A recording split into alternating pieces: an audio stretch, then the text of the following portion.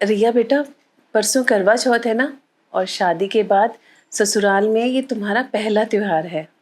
करवा चौथ पर मेरी बहू रानी सबसे प्यारी लगनी चाहिए, इसलिए मैं तुम्हारे लिए ये सुंदर सी साड़ी और चूड़ियां लेकर आई हूँ। उस दिन तुम यही पहनना। मम्मी जी, आपको ये सब करने की क्या जरूरत थी? आप खरीदने से कम मुझसे पूछ तो लेती।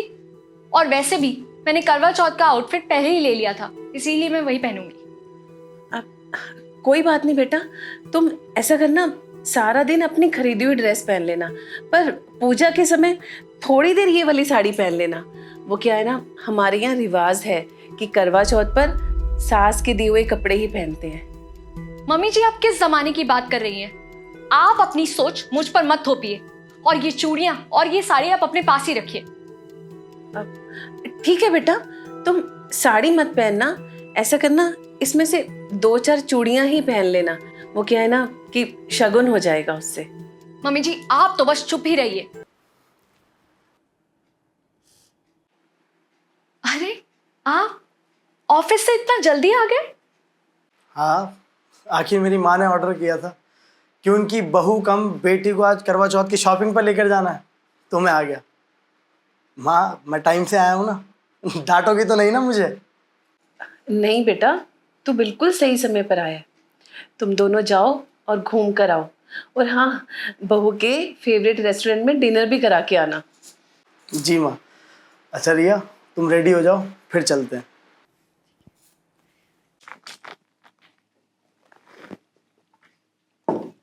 अरे बेटा, तू तैयार नहीं हुआ?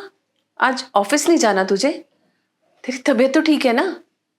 अरे मेरी प्यारी माँ, मेरी तबीयत एकदम ठीक है। आप जल्दी से तैयार हो जाओ, और रिया तुम भी। तैयार क्यों? हमारा कहीं बाहर जाने का प्लान है क्या? आज हमें मंदिर जाना है, क्योंकि मुझे मेरी माँ की जिंदगी में रंग भरने हैं। रंग? कौन से रंग?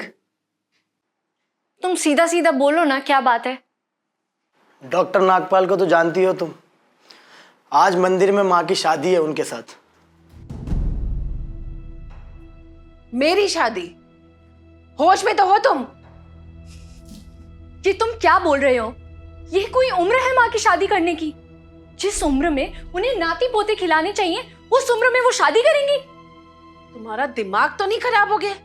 जब 20 साल पहले तुम्हारे पापा हमें इस दुनिया में अकेला छोड़कर चले गए थे, मैंने तब शादी नहीं की, तो अब क्यों करूंगी? माँ तब मैं बहुत छोटा था, मुझे दुनियादारी के बारे में कुछ नहीं पता था, क्योंकि मेरी दुनिया तो सिर्फ और सिर्फ आप ही थे। आज भी आप, और हमेशा आप ही रहोगे। रिया, तुम जानती हो, मेरी माँ मेरे लिए हर मुश्किल से लड़ी, मुझे अकेला पाला, यहां तक कि अपने हिस्से की रोटी तक मुझे दे दी। मुझे पढ़ाया लिखाया, मुझे इस काबिल बनाया। उसके बाद मेरी शादी तुमसे करवाई। मेरी जिंदगी में खुशियां बनने वाली सिर्फ मेरी माँ ही तो हैं। जब सब कुछ इतना अच्छा चल रहा है, तो तुम इस तरह की बातें क्यों कर रहे हो? रिया, जब मेरी माँ ने मुझे इतनी खुशी दी है, तो मैं अपनी माँ के लिए कम से कम इतना तो कर ही सकता हूँ कि मेरे माँ के दिए हुए तोहफे को कोई अपशगुन तो ना समझे। वो क्या है ना कि शगुन हो जाएगा उससे। मम्मी जी, आप तो बस चुप ही रहिए। शगुन? आप शगुन की बात कर रही हैं? आप खुद तो इतना बड़ा अपशगुन कर रही हैं। बेटा, अपशगुन कैसा? मैं कहना तो नहीं चाहती थी, मुझे लगा कि आप खुद ही समझ जाएंगी, लेकिन मुझे लगता है कि मुझे सब कुछ क्लियरली ही बताना पड़ेगा आपको। करवा चौथ के शुभ मौके पर एक विधवा की दी हुई साड़ी और चूड़ियां मैं पहनूंगी, तो क्या अपशगुन नहीं होगा?